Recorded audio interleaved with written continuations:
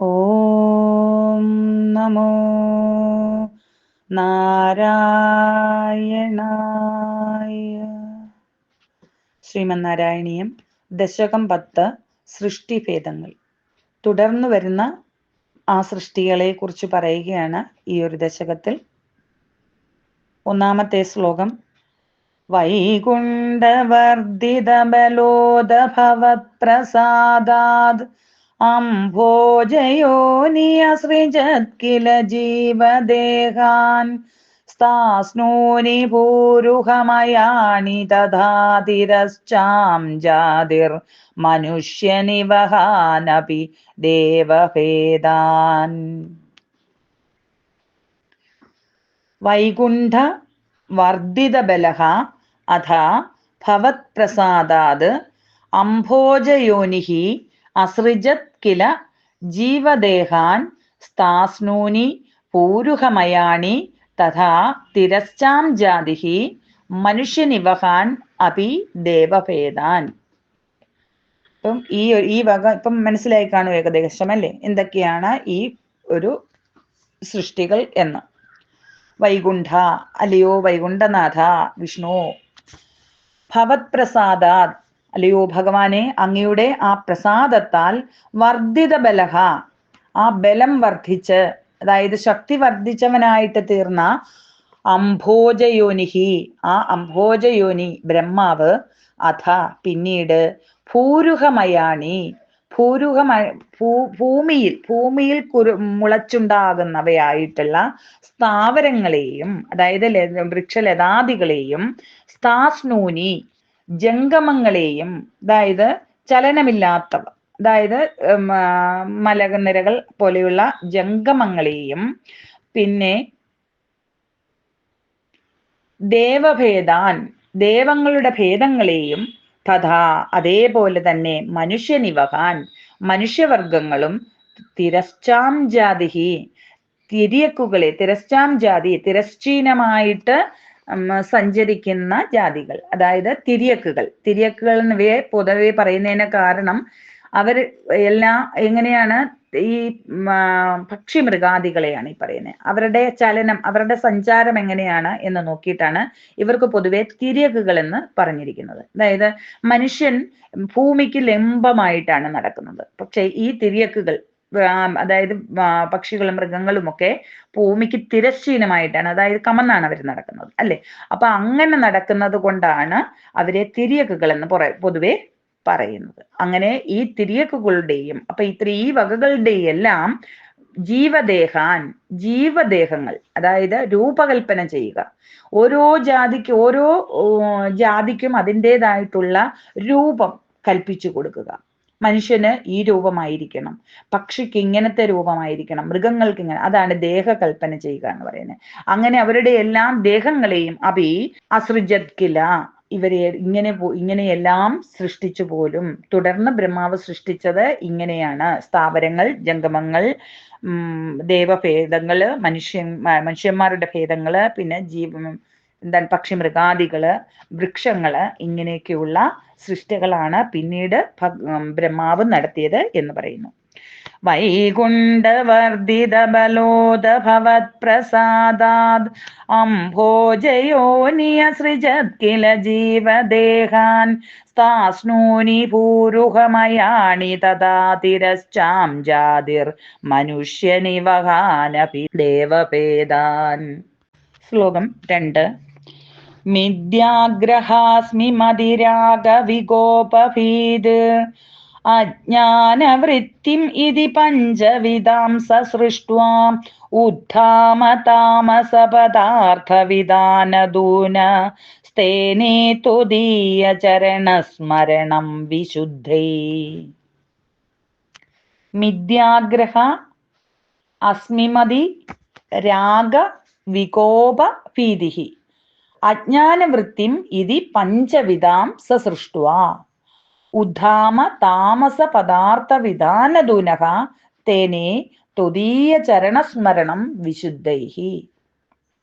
അതിനുശേഷം ബ്രഹ്മാവ് സ്ഥാവര ജംഗമങ്ങളെല്ലാം സൃഷ്ടിച്ചു. അതിനുശേഷം പിന്നീട് ചെയ്യുന്നത് 5 വിധത്തിലുള്ള അജ്ഞാനവൃത്തികളെയാണ്. അതാണ് മിഥ്യാഗ്രഹം, അസ്മിമതി, രാഗം, വികോപം, ഭീതി. മിഥ്യാഗ്രഹം അറിയാം. അസ്മിമതി എന്ന് പറഞ്ഞ അഹങ്കാരം, അഹംബുദ്ധി.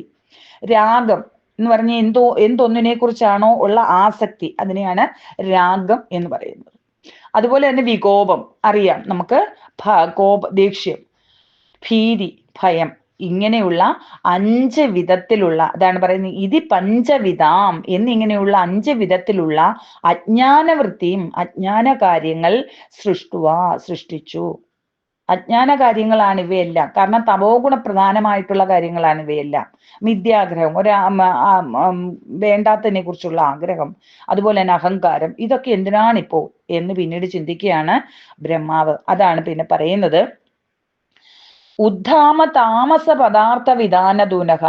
ഇങ്ങനെയുള്ള ഈ താമസ ഗുണം, തമോ ഗുണപ്രധാനമായിട്ടുള്ള കാര്യങ്ങളെ സൃഷ്ടിച്ചു കഴിഞ്ഞപ്പോൾ ബ്രഹ്മാവിന് വിഷമമായി. അയ്യോ, ഇതെന്തിനാണ് ഇപ്പൊ ഞാൻ ചെയ്തത്, ഇത് വേണ്ടിയിരുന്നില്ലല്ലോ എന്ന് ചെയ്തും പോയി. അപ്പം നമുക്കൊന്നറിയാം, നമ്മൾ എന്ത് ചെയ്തു കഴിഞ്ഞാലും അത് നമ്മുടെ ഉള്ളിലിരുന്ന് ആ ഭഗവാന്റെ പ്രേരണയാണ് നമ്മളെ കൊണ്ട് ഓരോന്ന് ചെയ്യിക്കുന്നത് എന്ന്. കാരണം നമ്മൾ തന്നെ ഓരോ കാര്യങ്ങൾ ചെയ്തു കഴിയുമ്പോൾ നമ്മൾ വിചാരിക്കും, അത് വേണ്ടിയിരുന്നില്ല. ആരോടെങ്കിലും ദേഷ്യപ്പെട്ട് എന്തെങ്കിലും പറഞ്ഞു കഴിയുമ്പോൾ നമ്മൾ വിചാരിക്കും, അത് വേണ്ടിയിരുന്നില്ല, കഷ്ടമായി പോയി. പക്ഷെ അതൊക്കെ അതാത് സന്ദർഭങ്ങളിൽ നടക്കേണ്ടതുപോലൊക്കെ നടക്കും. എന്ത് കാര്യം സംഭവിച്ചാലും അതിന്റെ പിന്നിൽ എന്തുണ്ടാകും, അതിന് വേറെ ഒരു ഉദ്ദേശവും കൂടി ഉണ്ടായിരിക്കും. ഏതൊരു കാര്യത്തിനും 2 സൈഡ് ഉണ്ടായിരിക്കും. ഒരു പോസിറ്റീവ് വശവും ഉണ്ടായിരിക്കും, ഒരു നെഗറ്റീവ് വശവും ഉണ്ടായിരിക്കും. അതുകൊണ്ട് തന്നെ എന്ത് സംഭവിച്ചാലും, ബാഡായിട്ട് എന്ത് സംഭവിച്ചാലും നമ്മൾ വിഷമിക്കേണ്ട കാര്യമില്ല. അതിന് പിന്നിൽ എന്തെങ്കിലും ഒരു ഉദ്ദേശം നമ്മളുടെ ഭഗവാൻ കൽപ്പിച്ചിട്ടുണ്ടാകും. അതുകൊണ്ട് എല്ലാം ഭഗവത് നിശ്ചയമാണ് എന്നോർത്ത് നമ്മൾ കഴിയുക തന്നെയാണ് വേണ്ടത്. അങ്ങനെ ഈ താമസ പദാർത്ഥങ്ങളെ ഒക്കെയാണല്ലോ ഞാൻ സൃഷ്ടിച്ചത് എന്നോർത്ത് ബ്രഹ്മാവിന് വളരെ വിഷമമായി. അതുകൊണ്ട് തന്നെ വിശുദ്ധിക്കായിട്ട്, അതായത് ഞാൻ ഈ ചെയ്ത തെറ്റാണ്, അപരാധമാണ്, അത് പൊറുക്കണമേ ഭഗവാനെ എന്ന് പറഞ്ഞുകൊണ്ട് ഭഗവാനോട് ക്ഷമായാചനം ചെയ്യുകയാണ്. പിന്നീട് തുതീയ ചരണസ്മരണം, അല്ലയോ ഭഗവാനെ, ഭഗവാന്റെ ചരണപങ്കജങ്ങളെ വീണ്ടും ചിന്തിച്ചിരുന്നു. അങ്ങനെ വീണ്ടും ഭഗവാനെ ചിന്തിച്ചിട്ട് ഭഗവാനോട്, ഞാൻ എന്താണ് ഭഗവാനെ ചെയ്തത്, ഞാൻ അറിയാതെ ചെയ്തു പോയി, ഇത് തെറ്റോ ശരിയോ എനിക്കറിയില്ല, ഇനി ഞാൻ എന്താണ് ചെയ്യേണ്ടത്, ഇത് തന്നെ ചിന്തിച്ച് വീണ്ടും ഏകാഗ്രതയോടെ ഇരിപ്പായി എന്ന് പറയുകയാണ് ഈ ഒരു ശ്ലോകത്തിൽ. മിഥ്യാഗ്രഹാസ്മി മതിരാഗ വികോപഭീതിർ അജ്ഞാനവൃത്തിമിതി പഞ്ചവിധാം സൃഷ്ട്വാ ഉദ്ധാമ താമസ പദാർത്ഥ വിധാനദൂന സ്തേനേ തുദീയ ചരണസ്മരണം വിശുദ്ധേ. ശ്ലോകം 3. താവത് സസർജ മനസാ സനകം സനന്ദം ഭൂയത് സനാതനമുനിം ച സനത്കുമാരം തേ സൃഷ്ടികർമ്മണി തു തേന നിയുജ്യമാന ത്വത്പാദഭക്തിരസികാ ജിഗൃഹുർനവാണിം. താവത് സസർജ മനസാ സനകം സനന്ദം ഭൂയഃ സനാതനമുനിം ച സനത്കുമാരം തേ സൃഷ്ടിഃ കർമ്മണി തു തേന നിയുജ്യമാന ത്വത്പാദഭക്തിരസികാ ജഗൃഹു നവാണിം. താവത് സസർജ, അങ്ങനെ ഭഗവാന്റെ പാദങ്ങളെ സ്മരിച്ചുകൊണ്ട് താൻ ചെയ്ത അജ്ഞാനവൃത്തിയെ ഓർത്ത് വിഷമിച്ച് താൻ തുടർന്ന് ഇനി എന്ത് ചെയ്യും എന്നുള്ള ആ ഒരു മനോഭാവത്തോടെ ഏകാഗ്രതയോടെ ഭഗവാനെ സ്മരിച്ചു കൊണ്ടിരുന്ന ആ ബ്രഹ്മാവിന്റെ മനസ്സിലേക്ക് വീണ്ടും തെളിഞ്ഞു വന്ന കാര്യങ്ങളാണ് പറയുന്നത്. അതായത് ആ അജ്ഞാനവൃത്തികൾ അതങ്ങനെ അങ്ങ് അവിടെ നിന്നോട്ടെ, അതിനെക്കുറിച്ച് ബ്രഹ്മാവിന്റെ മനസ്സിലെ ഉള്ള ആ അങ്കലാപ്പിനെ അങ്ങ് മാറ്റിക്കൊണ്ട് പുതിയത് തുടർന്ന് എന്താണ് ചെയ്യേണ്ടത് എന്നുള്ള കാര്യങ്ങളായിരുന്നു തെളിഞ്ഞു വന്നത്. അപ്പോൾ സന്തോഷത്തോടെ ബ്രഹ്മാവ് ഭൂയഃ, വീണ്ടും മനസ്സുകൊണ്ട്, പിന്നീട് ചെയ്തത് ബ്രഹ്മാവിന്റെ ശരീര അവയവങ്ങൾ കൊണ്ടാണ് പിന്നീട് സൃഷ്ടികൾ നടത്തുന്നത് എന്ന് പറയുന്നു. അതുകൊണ്ട് തന്നെ മനസ്സുകൊണ്ട് സനകം സനന്ദം സനാതന മുനിം ച സനത്കുമാരം, സനകൻ, സനന്ദൻ, സനാതനൻ, സനൽകുമാരൻ എന്ന 4 പുത്രന്മാരെ സസർജ സൃഷ്ടിച്ചു. എന്നാൽ തേ അവർ ത്വത്പാദഭക്തി രസിക്കാക, അല്ലയോ ഭഗവാനെ, അങ്ങയുടെ പാദഭക്തിയിൽ, അതായത് അങ്ങയിലുള്ള അതിതീവ്രമായിട്ടുള്ള ഭക്തിയിൽ രസം കൊണ്ട്, അതായത് അവർക്ക് ഭഗവാനിലുള്ള ഭക്തി മാത്രമായിരുന്നു മനസ്സിൽ, അതുകൊണ്ട് തന്നെ അവർ മറ്റൊന്നിനെ കുറിച്ചും ചിന്തിക്കാൻ താല്പര്യം കാണിച്ചില്ല. അതാണ് പറയുന്നത്, സൃഷ്ടികർമ്മണി നിയുജ്യമാനഹ, ആ ബ്രഹ്മാവ് അവരെ സൃഷ്ടികർമ്മത്തിന് നിയോഗിച്ചിട്ടും അവർക്കത് ചെയ്യുവാൻ സാധിച്ചില്ല എന്നുള്ളതാണ് പറയുന്നത്. ജഗൃഹു ന വാണിം, ആ ബ്രഹ്മാവിന്റെ, തന്റെ പിതാവിന്റെ വാക്കുകളെ അവർ നിരസിച്ചു കളഞ്ഞു. തങ്ങൾക്കത് കഴിയില്ല, തങ്ങൾക്ക് സൃഷ്ടികർമ്മത്തിന് സാധിക്കുകയില്ല, കാരണം ഞങ്ങൾക്ക് തപസ് ചെയ്യണം, ഞങ്ങൾക്ക് ഭഗവാനെ കൂടുതൽ അറിയണം, അതുകൊണ്ട് ഞങ്ങൾക്ക് ഈ ഒരു മാർഗം വശമാകൂല എന്ന് പറഞ്ഞതിനെ നിരസിച്ചു കളഞ്ഞു എന്ന് പറയുകയാണ് ഈ ഒരു ശ്ലോകത്തിൽ. താവത് സസർജ മനസാ സനകം സനന്ദം പോയത് സനാതന മുനിം ച സനത്കുമാരം തേ സൃഷ്ടികർമ്മണി തു തേന നിയുജ്യമാന ത്വത്പാദ ഭക്തിരസികാ ജഗൃഹുർന വാണിം. 4. താവത് പ്രകോപമുദിതം പ്രതിരുന്ദദോസ്യാം ഭ്രൂമധ്യതോ ജനിമൃഡോ ഭവദേകദേശം നാമാനി മേ കുരു പദാനി ചഹാവിരിഞ്ചേ ഇത്യാദൗ രുരോധ കില തേന സരുദ്രനാമാം. താവത് പ്രകോപം ഉദിതം പ്രതിരുന്ദദഃ അസ്യ ഭ്രൂമധ്യതഃ അജനി മൃഡഃ ഭവദേകദേശഃ നാമാനി മേ കുരു പദാനി ച ഹാ വിരിഞ്ച ഇതി ആദൗ രുരോധ കില തേന സഹ രുദ്രനാമ.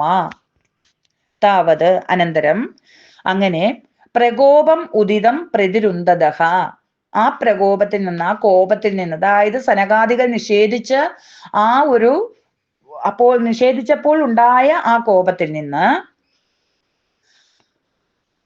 അസ്യ ഭ്രൂമധ്യതഃ, ബ്രഹ്മാവിന്റെ ഭ്രൂമധ്യത്തിൽ നിന്ന്, അതായത് പുരികങ്ങളുടെ ഇടയിൽ നിന്ന്, മധ്യത്തിൽ നിന്ന്, രണ്ട് പുരികം, ദേഷ്യം വരുമ്പോൾ നെറ്റി ചുളിയുകയാണ് ഉണ്ടാവുക, അപ്പോഴത്തേക്ക് ആ പുരികങ്ങൾ ഇങ്ങനെ വളഞ്ഞ് ഇരിക്കും അല്ലെ, അപ്പൊ അതിന്റെ ഇടയിൽ നിന്നാണ് അടുത്ത ജനനം സംഭവിക്കുന്നത് എന്ന് പറയുന്നു. അപ്പൊ അസ്യ ഭ്രൂമധ്യതഃ, ബ്രഹ്മാവിന്റെ പുരികങ്ങളുടെ മധ്യത്തിൽ നിന്നും, ഭവദേകദേശക, ലിയോ ഭഗവാനെ അങ്ങയുടെ തന്നെ അംശമായിട്ടുള്ള മൃഡഹ ജനി, മൃഡൻ ജനിച്ചു. എന്നാൽ ആദൗ, ആദിയിൽ, ആ മൃഡൻ ജനിച്ച ഉടനെ തന്നെ രുരോധകില, അലറിക്കരഞ്ഞു പോലും, വളരെ ഉച്ചത്തിൽ കരഞ്ഞുപോലും.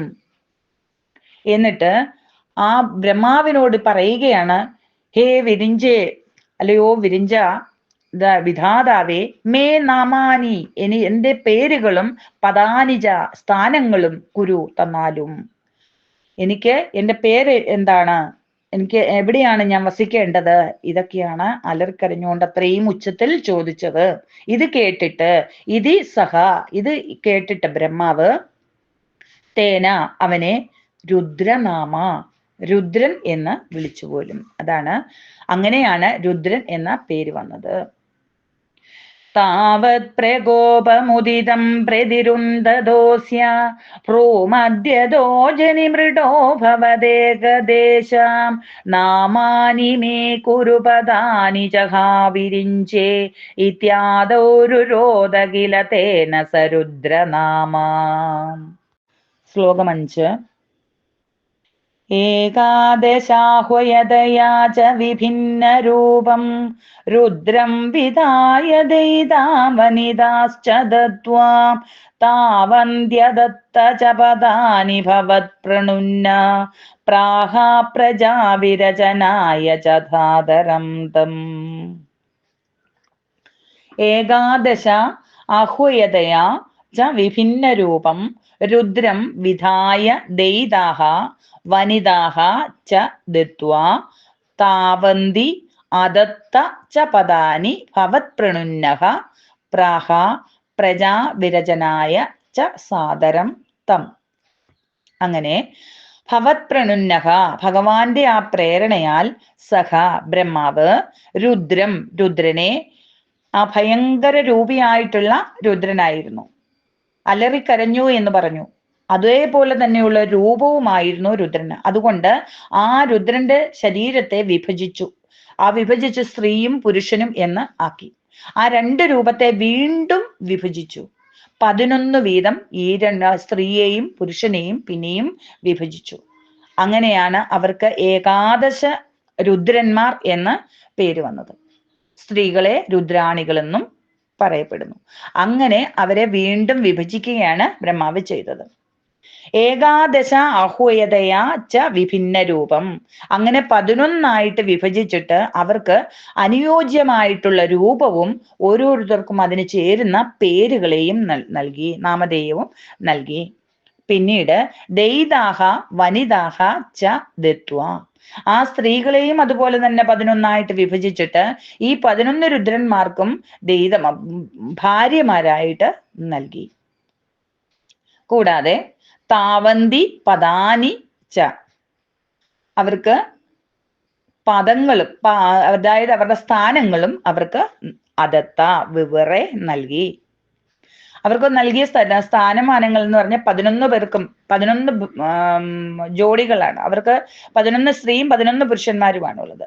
അവർക്ക് ഭാര്യ ഭർത്തൃ പദവിയും കൊടുത്തുകൊണ്ട് അവർക്ക് ഓരോരുത്തർക്കും സ്ഥാനങ്ങളും കൊടുത്തു.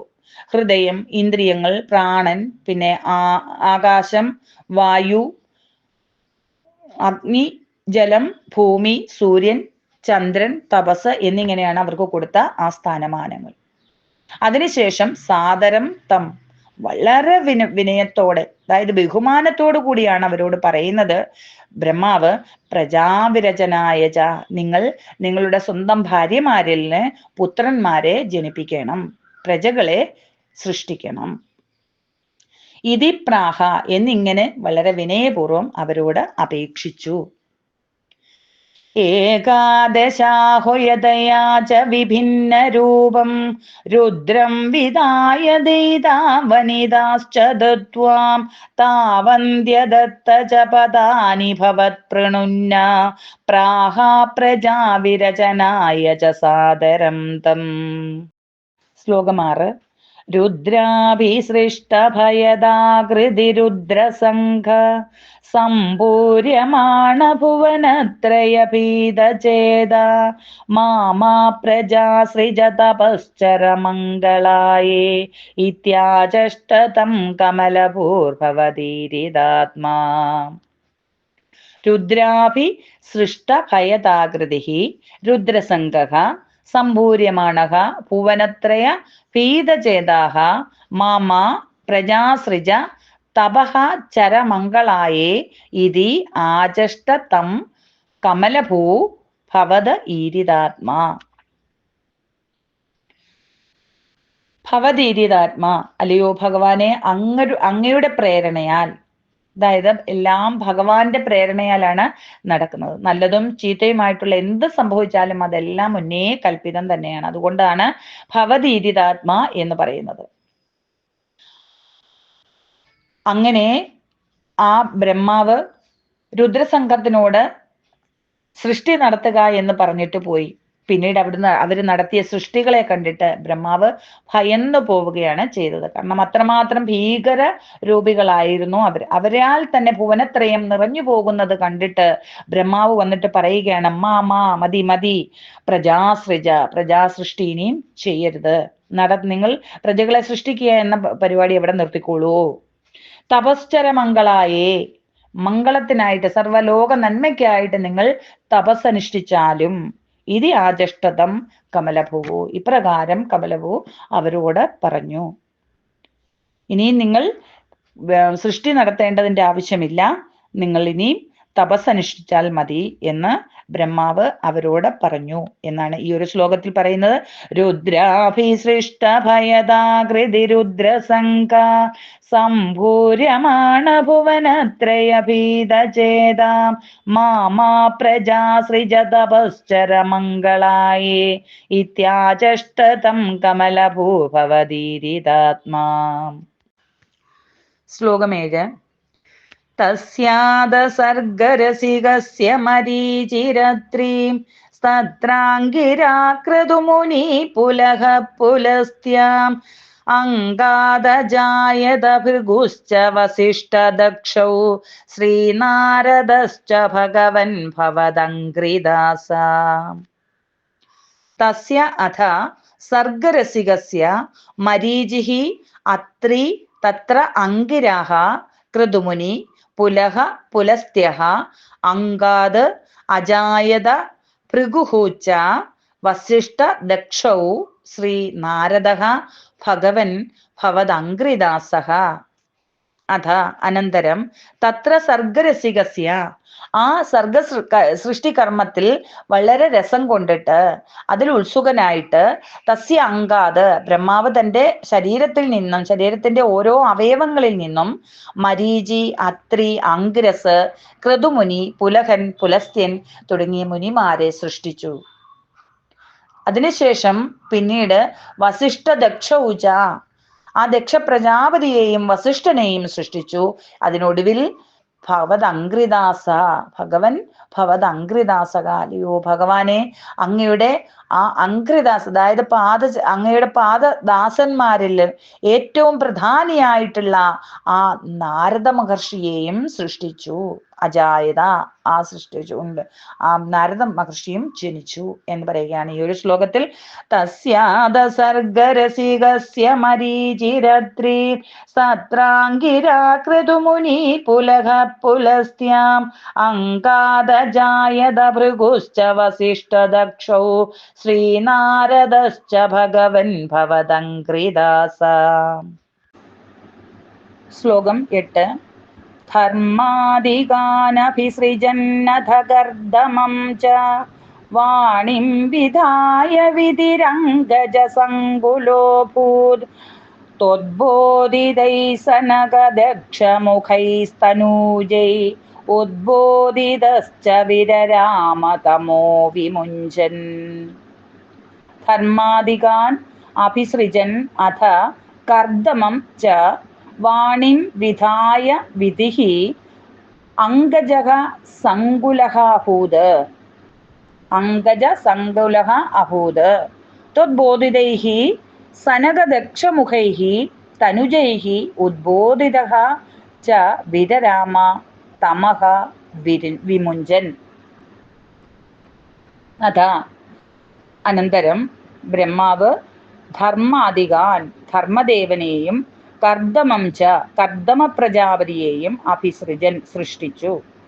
എന്നാൽ വാണിം വിധായ വാണിയെ കണ്ടപ്പോൾ അടുത്ത സൃഷ്ടി വാണി ദേവിയെ സരസ്വതി ദേവിയെ സൃഷ്ടിച്ചപ്പോൾ ആ സരസ്വതി ദേവിയെ കണ്ട് വിധിഹി ബ്രഹ്മാവ് അംഗജ സങ്കുലഹ അഭൂത് അംഗജനാൽ ചുറ്റപ്പെട്ടവനായി ഭവിച്ചു. അതായത് അംഗജൻ കാമദേവൻ കാമപരവശനായി ഭവിച്ചു. എന്നാൽ ത്വദ്ബോധിതൈഹി അല്ലയോ ഭഗവാനെ അങ്ങയുടെ ആ പ്രേരണ എന്ന പോലെ തനുജൈഹി ച ആ വിധിനന്ദനന്മാരായിട്ടുള്ള സനകദക്ഷമുഖൈഹി ഉദ്ബോധിതഃ ആ സനകനും ദക്ഷനും ബ്രഹ്മാവിനെ ഉദ്ബോധിപ്പിച്ചു. അതായത് വഴി പോലെ പറഞ്ഞ് ഓർമ്മപ്പെടുത്തി.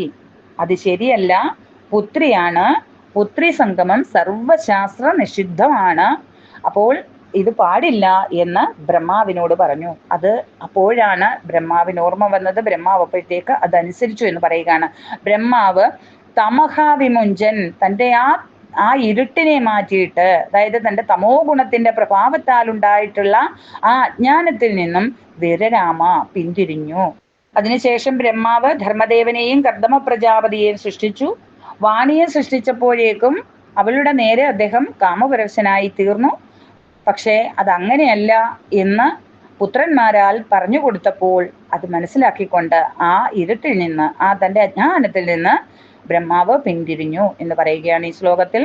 ധർമാദികാനഭിസൃജന്നഥ കർദമം ച വാണിം വിധായ വിധിരംഗജ സങ്കുലോഭൂത് ത്വദ്ബോധിതൈ സനകദക്ഷമുഖൈസ്തനൂജൈ ഉദ്ബോധിതശ്ച വിരരാമതമോ വിമുഞ്ചൻ. ശ്ലോകം 9. വേദാൻ പുരാണ നിവഹാനപി സർവവിദ്യ കുർവൻ നിജാനന ഗണാചതുരാനനോസൗ പുത്രേഷു തേഷു വിനിധായ സസർഗവൃദ്ധിം അപ്രാപ്നുവം സ്തവ പദാംബുജമാശ്രിതോഭൂത്. വേദാൻ പുരാണനിവഹാൻ അപി സർവവിദ്യ കുർവൻ നിജ ആനനഗണാഃ ചതുരാനനഃ അസൗ പുത്രേഷു തേഷു വിനിധായഃ സഹ സർഗവൃദ്ധിം അപ്രാപ്നുവം തവ പദാംബുജം ആശ്രിതഃ അഭൂത്. സഹ അസൗ, അങ്ങനെ ആ ബ്രഹ്മാവ്, ചതുരാനനഃ നിജ ആനന ഗണാഃ, തൻ്റെ ആ 4 മുഖങ്ങളിൽ നിന്നുമായിട്ട് വേദാൻ, വേദങ്ങളെ, അതായത് ആ 4 വേദങ്ങളെയും, ഋഗ്, യജുസ്, സാമം, അഥർവം എന്ന ആ 4 വേദങ്ങളെയും, പിന്നീട് പുരാണനിവഹാൻ, പുരാണങ്ങളെയും, അതായത് അഷ്ടാദശ പുരാണങ്ങൾ.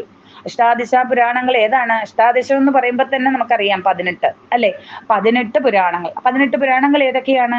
വിഷ്ണു പുരാണം, ഭാഗവത പുരാണം, അതുപോലെ നാരദീയം, ഗാരൂഢം, പാദ്മം, വരാഹം, ബ്രഹ്മം, ബ്രഹ്മാണ്ഡം, ബ്രഹ്മവൈവർത്തം, മാർക്കണ്ഡേയം, ഭവിഷ്യം, പിന്നെ വാമനം, വായു, ലിംഗം, ലിംഗപുരാണം, സ്കാന്ദപുരാണം, പിന്നെ അഗ്നിപുരാണം, മത്സ്യപുരാണം, കൂർമ്മപുരാണം, അങ്ങനെ 18 പുരാണങ്ങളെയും അതിനുശേഷം സർവവിദ്യാഹ അപി, സർവവിദ്യകളെയും, സർവകലാവിദ്യകളെയും.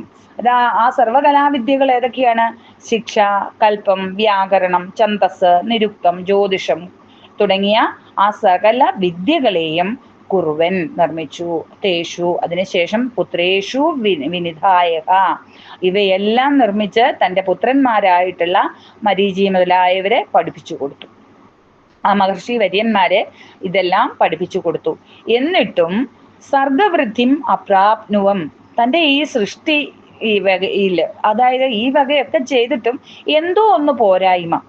എന്താണ് ഞാൻ എനിക്ക് ഏതാണ്ടൊന്ന് നഷ്ടമായി, ഏതാണ്ടൊന്ന് ഞാൻ മറന്നുപോയല്ലോ, എന്തോ ഒരു സംതൃപ്തി കുറവ്. അങ്ങനെ ആ ഒരു സംതൃപ്തി ഇല്ലാതെ വീണ്ടും തവ പാദാംബുജം ആശ്രിതഃ അഭൂത്. അല്ലയോ ഭഗവാനെ, വീണ്ടും അങ്ങയുടെ പാദാംബുജത്തെ തന്നെ ആശ്രയിച്ചുകൊണ്ട് ഏകാഗ്രമായി തപസ് അനുഷ്ഠിച്ചു. വേദാൻ പുരാണ നിവഹാനപി സർവവിദ്യാം കുർവൻ നിജാനന ഗണാചതുരാനനോസോ പുത്രേഷു തേഷു വിനിധായ സസർഗവൃത്തിം അപ്രാപ്നുവം സ്തവ പദാംബുജമാശ്രിതോഭൂത്. ശ്ലോകം 10. ജാനന്നുപായമതദേഹമജോ വിഭജ്യ സ്ത്രീപുംസഭാവമഭജന്മനു തദ്വധൂഭ്യാം താഭ്യാം ച മാനുഷകുലാനി വിവർദ്ധയം സ്ത്വം ഗോവിന്ദമാരുതപുരേശ നിരുന്തിരോഗാൻ. ജാനൻ ഉപായം അധ ദേഹം അജഹ വിഭജ്യ സ്ത്രീ പുംസഭാവം അഭജൻ മനു തദ്വധൂഭ്യാം താഭ്യാം ച മാനുഷകുലാനി വിവർദ്ധയം ത്വം ഗോവിന്ദ മാരുതപുരേശ നിരുന്തി രോഗാൻ. അഥ, അനന്തരം, അങ്ങനെ ഭഗവാന്റെ പാദാംബുജ ധ്യാനം കൊണ്ട് ആ പ്രജാവൃദ്ധിക്കുള്ള, അതായത് ഞാൻ ഇത്രയൊക്കെ സൃഷ്ടി നടത്തി, ആ സൃഷ്ടിയിൽ എന്തോ ഒന്ന് പോരായ്മയുണ്ട് എന്ന് തോന്നി. അപ്പൊ അതിൻ്റെ ആ ഉപായം മനസ്സിലാക്കി ബ്രഹ്മാവ് എന്ന് പറയുകയാണ്. കാരണം ആ ഭഗവാന്റെ പാദാംബുജ സ്മരണ കൊണ്ട് തനിക്ക് എന്താണോ നഷ്ടമായത്, താൻ എന്താണോ അത് ചെയ്യാൻ മറന്നു പോയത്, അതിനെ വീണ്ടും, കാരണം ഇത്രയൊക്കെ സൃഷ്ടി നടത്തി, ചുമ്മാ ഓരോന്ന് സൃഷ്ടിച്ചാൽ പോരാ, അത് തനിക്ക് തന്നെ നടക്കുന്ന കാര്യങ്ങളല്ല. നമ്മൾ പറയും നമുക്ക് കുഞ്ഞുങ്ങളില്ലാതായി കഴിഞ്ഞു കഴിഞ്ഞാൽ വിഷമമാണ്, കാരണം തൻ്റെ സമ്പത്തുകളൊക്കെ ആരെ ഏൽപ്പിച്ചിട്ട് പോകും എന്ന് ഇതാക്കിയിട്ട് അല്ലേ. അതുപോലെ തന്നെ ബ്രഹ്മാവ് വിചാരിച്ചു, ഞാൻ ഈ ചെയ്തതൊക്കെ ആർക്ക് വേണ്ടിയിട്ടാണ്? അപ്പൊ അതിന് വേണ്ടിയിട്ട് പ്രജകൾ വേണം. ആ പ്രജാസൃഷ്ടിക്ക് വേണ്ടിയിട്ട് ആദ്യമായിട്ട് മനുഷ്യനെ സൃഷ്ടിക്കുകയാണ് ബ്രഹ്മാവ്.